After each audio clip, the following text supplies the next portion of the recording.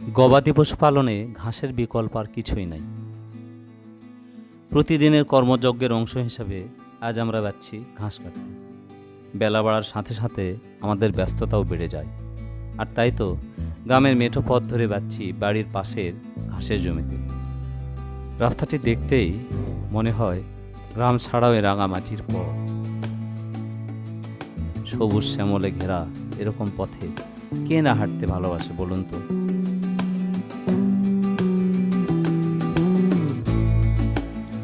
বলতে বলতে আমরা চলে এসেছি আমাদের ঘাসের ক্ষেতে। আমাদের সাথে আছে অনুভূতিহীন নির্জীব এই ভ্যান গাড়ি, আর আমরা বাবা ছেলে মেলে দুজন। আমাদের ঘাসের ক্ষেতটি নেট দিয়ে ঘেরা, কেননা গবাদি পশুর হাত থেকে রক্ষার জন্য এর বিকল্প আর কিছুই নেই। তারপরেও নিয়মিত দেখাশোনা না করলে এই বেড়ার অস্তিত্ব থাকবে কিনা বলা হয় না। যেমন এই কয়েকদিন আগেই আমাদের একটি নেট চুরি হয়ে গেছে। সেই নেট আমরা সময় স্বল্পতার কারণে ঠিকমতো বাঁধতে পারিনি। তাতে কি হয়েছে, নেটটা তো আমাদের, তাই না? আজ ঘাসের জমিতে এসেছি বাবা ছেলে মিলে আমরা দুজন। আমাদের জমিতে রয়েছে দু ধরনের ঘাস, স্মার্ট নেপিয়ার ও জারাওয়ান। তার আগে না বলে পারছি না, এই বয়সে নিখুঁতভাবে দক্ষতার সাথে ঘাস কাটতে ফেরেটির জুড়ি মেলা ভার। তাই তো লেখাপড়ার পাশাপাশি সুযোগ পেলেই আমার সাহায্যে বাড়িয়ে দেয় তার অপরিপক্ক হাতগুলো। আর এই অভিজ্ঞতায় হয়তো তার অবচেতন মনে এনে দেবে জীবনবোধ। তো যাই হোক, আমরা চলে আসলাম ঘাসের জমিতে। আমার ছেলে ঘাস কাটছে। এই ঘাসগুলো হচ্ছে নেপিয়ার, অর্থাৎ স্মার্ট নেপিয়ার। ঘাসটির উৎপত্তিস্থল থাইল্যান্ডে। আমাদের দেশে স্মার্ট নেপিয়ার কিছুটা নতুন, তবে এখন অনেক পুরাতন হয়ে গেছে। এই ঘাসটি এদেশে এসেছে থাইল্যান্ড থেকে। ঘাসটি খুবই পুষ্টিকর, প্রোটিনের পরিমাণ অনেক বেশি। আগের নেপিয়ারের থেকে স্মার্ট নেপিয়ারের প্রোটিনের পরিমাণ অনেক বেশি। এই ঘাসগুলো সাধারণত উঁচু জমিতে হয়, যেখানে বৃষ্টির পানি জমে থাকে না, সেখানে এই স্মার্ট নেপিয়ার হয়। বিশেষ করে ফাল্গুন চৈত্র মাসের দিকে এই ঘাসের ফলন ভালো হয়। একটু যত্ন নিলে, ঠিকমতো ইউরিয়া বা কম্পোস্ট ব্যবহার করলে এই ঘাসের ফলন ব্যাপকভাবে হয়। প্রতি কেজি বীজ দিয়ে 5% জায়গা লাগানো যাবে। এই ঘাস সকল ধরনের গবাদি পশু, যেমন গরু, মহিষ, ছাগল, ভেড়া, টার্কি, মুরগি, হাঁস সব কিছুতেই খায়।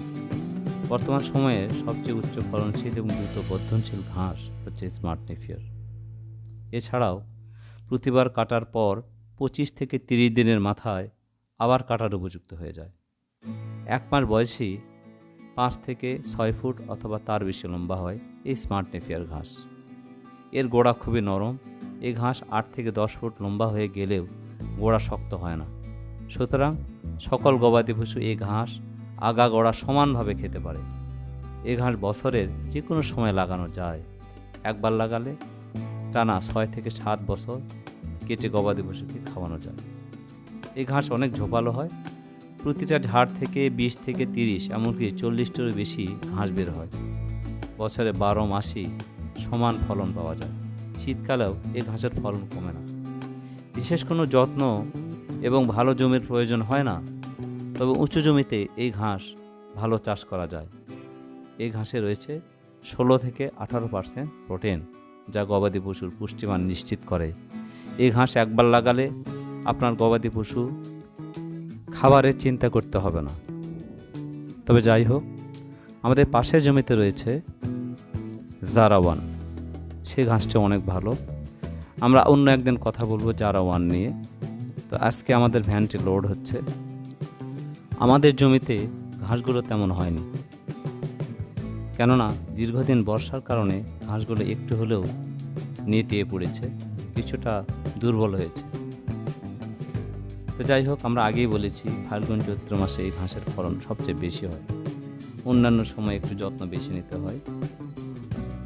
আমরা সবাই জানি যত্ন নিলে রত্ন মেলে, আর এই ঘাসের বেলাও তাই। আমরা যদি যত্ন না নিই তাহলে কোনোভাবেই ভালো ফসল এক্সপেক্ট করতে পারবো না। আমরা প্রত্যাশিত ফলাফল পাব না। মানুষের জীবনের মতোই যদি আমরা অযত্নে আমাদের জীবনটাকে নষ্ট করে ফেলি, তাহলে দেখব এক পর্যায়ে তার আউটপুটটাও ভালো হয় না। বলতে বলতে আমাদের ভ্যানটি লোড হয়ে গেল এবং আপনারা দেখতেই পাচ্ছেন আমাদের জমির পাশে ছিল একটি তাল গাছ। তাল গাছটা অনেক লম্বা ছিল এবং গাছে অনেকগুলো তাল ছিল। কৌতূহলবশত ও গাছের কাছে যেতেই দেখতে পেল কয়েকটি তাল, আর সে সানন্দে সেগুলো কুড়িয়ে নিল। আসলে আমাদের শৈশবে তো এরকমই ছিল, তাল গাছের নিচে তখন তাল পড়ে থাকতো, তাল কুড়ানো, আম কুড়ানো, সেই বৈশাখী ঝড়ের মধ্যে সেই স্মৃতিগুলো আমরা আসলে এখনো ভুলতে পারি না। আর এদের জীবনে তো কেবল শুরু।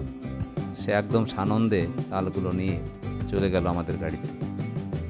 তো এই আর কি, সব মিলিয়ে এই ছিল আমাদের ঘাস কাটার পর্ব।